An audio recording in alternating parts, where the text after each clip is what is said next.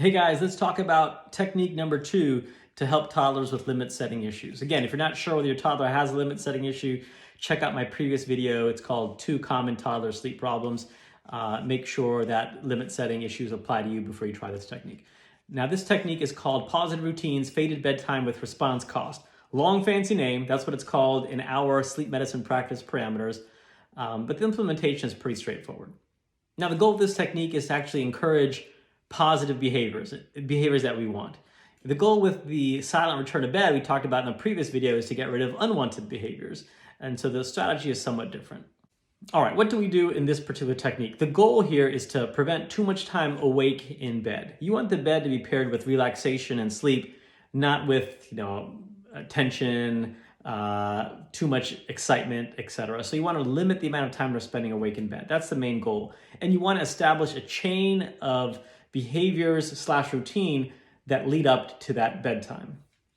All right, step by step, what are we going to do? Step 1, figure out the time that your child is currently falling asleep. That automatically becomes a new bedtime. We don't want excessive amounts of time awake, and so we're going to actually push bedtime back to the time that they're currently falling asleep. Step number 2 is having great sleep hygiene and having a nice routine with multiple calm, relaxing activities, the last one of which ends in their room. You want to have a fun activity in the room, the place that they're actually going to sleep. At the end of the routine, you're going to tuck your child into bed, tell them it's bedtime. Any requests are going to be met with a nice firm, nope, it's time for bed, and then you're going to try to leave.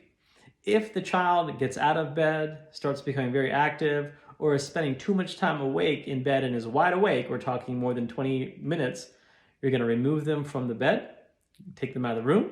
You're going to repeat your nighttime routine with calm, relaxing activities, and then get them back into bed.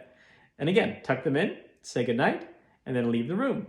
Every time your child refuses to stay in bed or is laying there awake for too long, for more than 20 minutes, you're going to do the process all over again.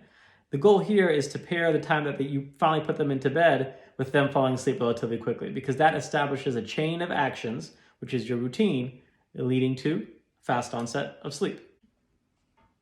We're not going to let them sleep in the next day. You're going to wake them up at their typical wake-up time because you may have to build a little bit of sleep deprivation to help this technique stick over time. Repeat this process over the next few nights, and hopefully they'll start falling asleep faster. You'll only have to go through the routine once. And once they are falling asleep quickly, then you can start to slowly move up their bedtime by about 10 or 15 minutes a day to get them back to the goal bedtime. Now, just like with the silent return to bed method that we talked about in the previous video, you're going to pair this with positive reinforcement as well. You're going to have a chart on the door, a calendar chart, and you're going to tell the child when they do well, they stay in their bed, and they have a great night of sleep, we're going to give them a little check mark or a sticker on that chart.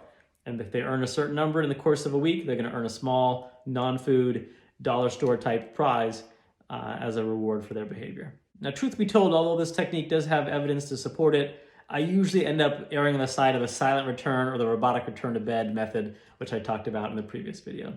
But again, it has evidence to support it. I'm not here to tell you what you should do. I'm here to give you options based on the evidence that we have. So there you go, technique number 2.